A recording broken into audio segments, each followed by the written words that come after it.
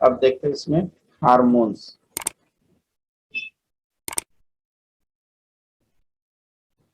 Hormone क्या होता है? Hormones are the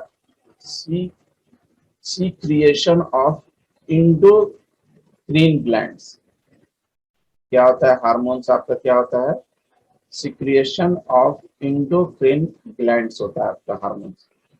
name is derived from the Greek word hormaein से निकला हुआ है आपका hormone. Hormones are easily diffusible, have low molecular weight and affect biological process.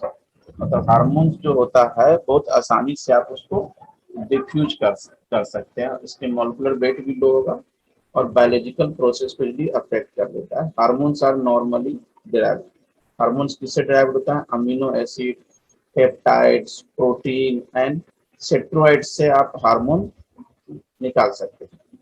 The mode of action of enzyme and hormones is similar.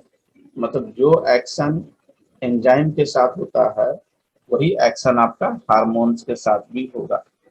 And they are produce in very small amount and regulate vital body function. मतलब शरीर में hormones जो है शरीर में बहुत कम amount में produce होता है ना, और इसका बॉडी के फंक्शंस में बहुत बहुत ज्यादा इम्पोर्टेंस है। The hormones are molecule that act as a intercellular messenger. क्या काम करता है हार्मोन? इंटरसेलुलर मैसेंजर, मतलब अंदर एक सेल से दूसरे सेल के बीच में मैसेंजर का काम करते हैं। These are produced by endocrine gland in a body are released directly into blood stream। इससे प्रोड्यूस होता है इंडोक्राइन ग्लैंड से प्रोड्यूस होता है बॉडी में, और डायरेक्ट कहाँ रिलीज होता है? इनटू द ब्लड स्ट्रीम में होता है। And hormones have several function in the body. Hormones का बॉडी में बहुत सारा फंक्शंस है। They help to maintain the balance of biological activity in the body. मतलब बॉडी के अंदर जितने भी बायोलॉजिकल एक्टिविटी है सभी को हार्मोन्स ही मेंटेन करके रखते हैं। Plant hormones are also called growth hormone. Plant hormones को क्या बोलते हैं? ग्रोथ हार्मोन को बोलते हैं। All hormones are generally protein but not all of them are protein. मतलब जितने हार्मोन्स होते हैं वो सभी प्रोटीन होते हैं, बट सभी प्रोटीन हार्मोन्स नहीं हो सकते, याद रखना। Classification of hormones. Hormones are classified. This is two types: steroids and non-steroids. Steroids में basically क्या आ जाएगा? These are also different types: adrenal cortical hormones and sex hormones. अब सेक्स हार्मोन्स भी दो तरह के होते हैं, mail sex hormones and female sex hormones. Non steroids में बेसिकली क्या आ जाएगा आपका? थायराइडल हार्मोन्स, फिर है peptide hormones and this is the miscellaneous hormones. अब अगर सेक्स हार्मोन्स की बात करते हैं, these are male sex hormones. This is the androgenous and testosterone. Mail sex hormones में बेसिकली क्या होता है? टेस्टोस्टेरोन। और टेस्टोस्टेरोन देखना, जो जिम जिम वाले जिम वगैरह भी जो जाते हैं, बॉडी बिल्डर जो रहते हैं ना, वो टेस्टोस्टेरोन मतलब एक्सटर्नली इनटेक भी करते हैं टेस्टोस्टेरोन बढ़ाने के लिए, मेडिसिन वगैरह लेते हैं।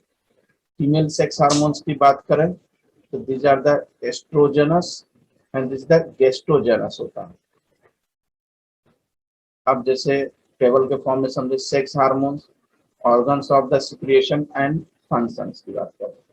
अगर सेक्स हार्मोन्स में अगर एंड्रियोजेनस रहे तो एक ऐसा ऑर्गन सिक्रेशन होता है test, and this is control the development and normal functioning of sex organs.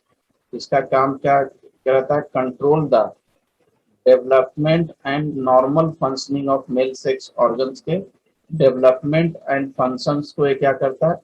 Control करने का काम करता है। अगर एस्ट्रोजन की है सेक्स हार्मोन, अगर एस्ट्रोजन है, इसमें ऑर्गन्स ऑफ सिक्रेशन क्या होता है? Ovary, and control the development and normal function of female sex organs को डेवलपमेंट एंड फंक्शन को कंट्रोल करने के काम करता है। ओस्ट्रोजेनस, this is the colostrum organs of secretions, and control the development and maintenance of pregnancy. तो इसका काम क्या रहता है इस सेक्स ऑर्गन्स का, एस्ट्रोजेनस का, कंट्रोल द डेवलपमेंट, मतलब प्रेगनेंसी को डेवलपमेंट एंड मेंटेनेंस को कंट्रोल करने का काम कौन करता है, कौन सा सेक्स हार्मोन्स करता है, एस्ट्रोजेनस। एंड एड्रिनल कॉर्टियोसाइट्स, एड्रिनल कॉर्टिसोइड क्या करता है, control the balance of water and mineral in the body में वाटर एंड मिनरल को कंट्रोल करने का काम करता है। And regulate the metabolism of fats, fats को मेटाबॉलिक फैट्स के मेटाबॉलिज्म को रेगुलेट करने का काम करता है। कुछ क्वेश्चंस करते हैं। एंड्रोजन, एंड्रोजन क्या होता है, मेल हार्मोन्स है, फीमेल हार्मोन्स है, प्लांट ग्रोथ हार्मोन्स है। These are the male hormones.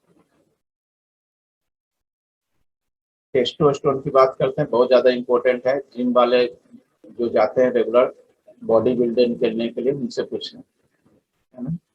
अब जिसका टेस्टोस्टेरोन लेवल अगर अच्छा है तो उसकी बॉडी फिटनेस भी अच्छी रहेगी। अगर जिसका टेस्टोस्टेरोन कम है, मॉडलिंग वगैरह बॉडी बिल्डिंग करना है, तो टेस्टोस्टेरोन बढ़ाने के लिए इंटेक लेते हैं।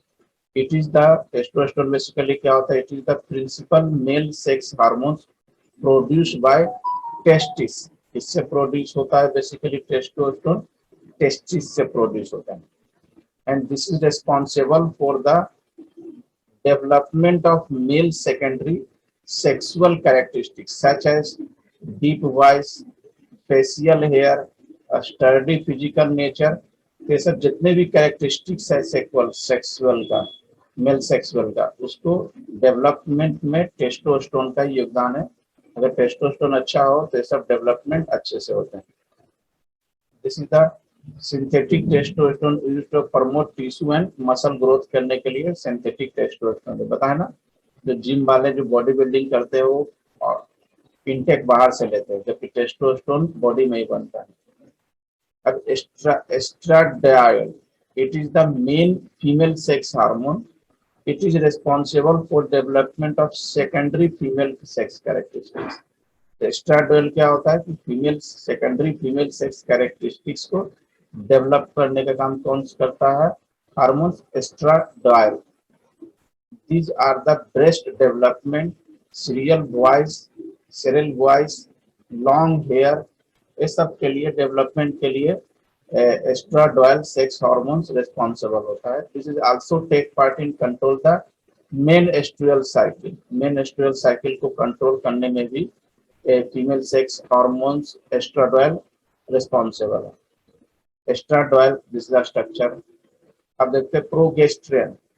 तो प्रोगेस्टेरोन क्या है, it is useful for preparing the uterus for the implantation of the fertilize egg बनाने में बेसिकली इसका यूज होता है। These are also useful for birth control agent, birth को रोकने में भी इसका काम होता है। This is the progesterone. corticosteroids, adrenal glands. There are two types, mineralocorticoids and glucocorticoids. Mineralocorticoid क्या होता है basically, these are produced by different cell in adrenal cortex. These are useful for water salt balance in the body को water को balance करने के लिए mineralocorticoids responsible. These control the NaCl content in the blood. This causes the excretion of potassium in urine. Body में क्या होता है, NaCl को ब्लड में बेसिकली ब्लड में NaCl को कंट्रोल करने का काम करता है, और यूरिन में क्या होता है, पोटासियम को भी ये कंट्रोल करता है। अब देखते हैं glucocorticoid. These are made by adrenal cortex. किससे बनता है, एड्रेनल कॉर्टेक्स से। और कहाँ यूजफुल होता है, to modify certain metabolic reactions में यूज होता है। And they have anti inflammatory effect देता है बेसिकली। कुछ क्वेश्चंस करते हैं कि बताओ क्या होगा इसका आंसर। इसका आंसर कौन सा हार्मोन्स रिस्पॉन्सिबल है, एस्ट्राडायल। द हार्मोन कोर्स द अब इसका बताओ answer. The hormones responsible for development of male secondary characteristics के लिए कौन सा डेवलपमेंट है? This is testosterone.